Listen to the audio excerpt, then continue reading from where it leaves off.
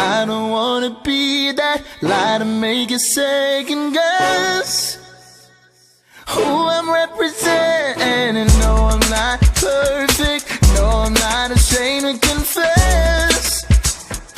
I just want you to.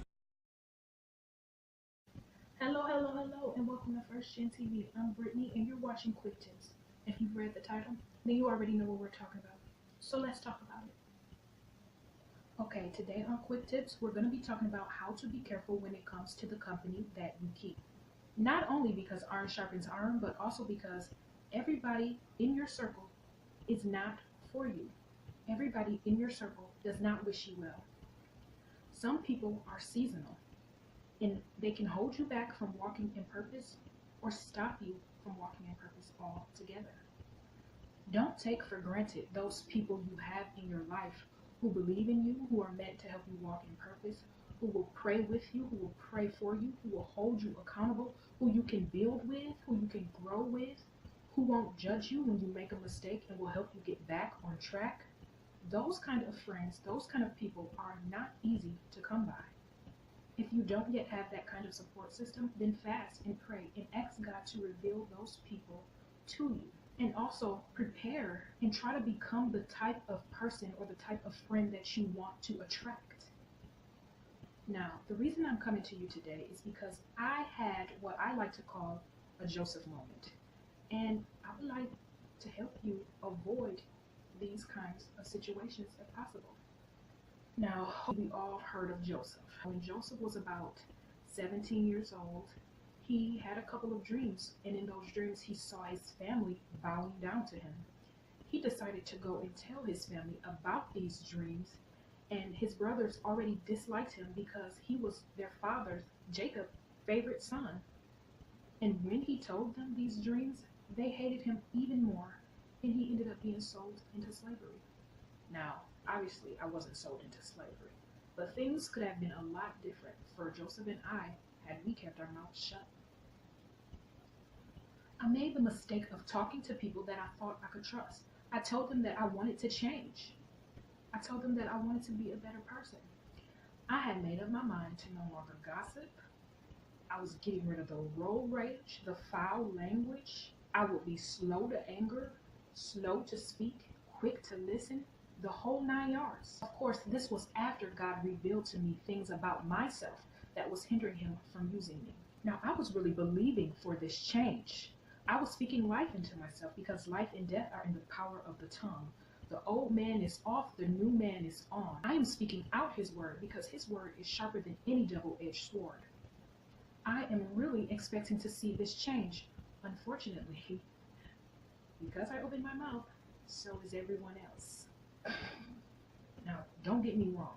When I tell you that the Father works, he works. Am I where I want to be? No. But am I where I used to be? No. After I had verbalized what it is I wanted to do, the weirdest things started happening to me. And it wasn't just one or two little incidents.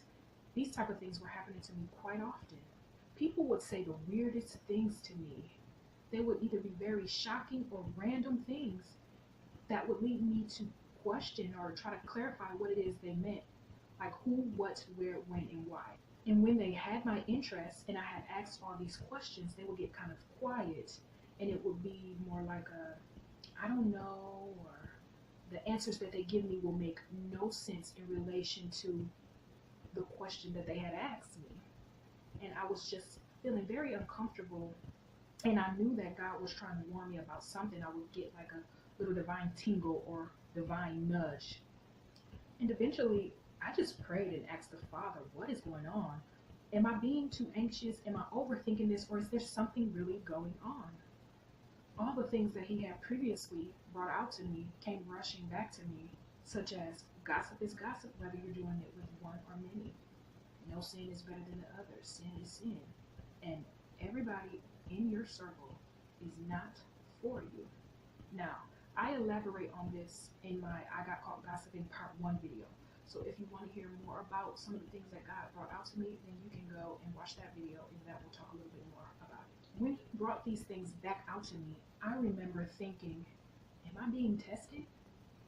I do not have enough fingers and toes to even begin to count how many times in the past several years that I have been tested, baited, and tricked. I can't even begin to tell you how many times I have been sitting in a room, the only person not in on the joke because I was the joke.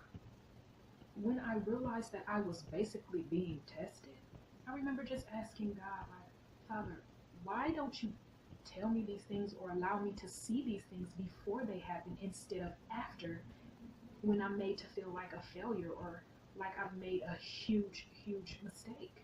And he just simply said to me, because you learn best through trial and tribulation. Sometimes in life, we are more prone to not make the same mistake twice if we have felt the sting of failure or rejection. Recently, God has put it on my heart to study the book of Exodus. And a few days ago, I was watching a Steve Furtick sermon, and he happened to be preaching on Exodus. He was talking about Moses and why he ended up not being able to lead the Israelites into the promised land. 38 years into the journey in the wilderness, the Israelites were complaining about not having water again. And after praying, God told Moses to speak to the rock so that water could flow out of it. Moses, who was frustrated and angry with the Israelites, struck the rock with the staff instead. The water still flowed out for the people, but he disobeyed God. He made a mistake. As I'm listening to this sermon, I remember thinking, Moses was almost 120 years old. After all that time spent walking with Jesus, he still made mistakes. He still got angry. Now, if Moses was still making mistakes after walking in the desert, having to rely and depend only on Jesus for survival, and he was still making mistakes, I was thinking that I might just be all right. And you will too. Never let anyone make you feel bad or unworthy or inadequate for making mistakes. Being a new creation in Christ does not mean that you will never fail. It does not mean that you are supposed to be perfect. Another of my favorite quotes is, God did not ask for your perfection, but for your yes. Jeremiah 18. He is the potter, we are the clay. He will mold us into his image, and that will take a lifetime, and we still won't be perfect. Now, just one more thing before I go. Never let anyone make you feel bad for wanting to be a better person and actually taking steps to do that. This person had come to me and they wanted to talk. Now, they knew that there were certain things that I was just not going to talk about. So they kind of switched gears, and I remember them saying something to me like, well, you act like you can't talk to me. I just need to vent. I need someone to talk to, and you act like you can't talk to me or you don't want to talk to me. And immediately, I just began to feel really bad because I had been in that place before too, where I needed someone to talk to, and I felt like there was no one there. So I put all the progress that I had made to the side, and I basically gossiped with this person. Well, basically I did. You either do it or you don't. And after it was done, again, I felt bad. I felt like God was, again, giving me that little divine nudge. I didn't feel right. And again, he came to me. Gossip is gossip. Sin is sin. Everybody in your circle is not for you. In life, when you are trying to walk in purpose or walk out the will of God for your life, you will step on a few toes. And that's okay. If the people in your circle do not try to support you or try to understand what it is you're doing, then maybe they're not meant to be in your circle. So just be careful when it comes to the people you keep around you. Now, that's all I have for you guys today. And I hope you got something from that. And if you did, then come join the body. It's as easy as hitting that subscribe button.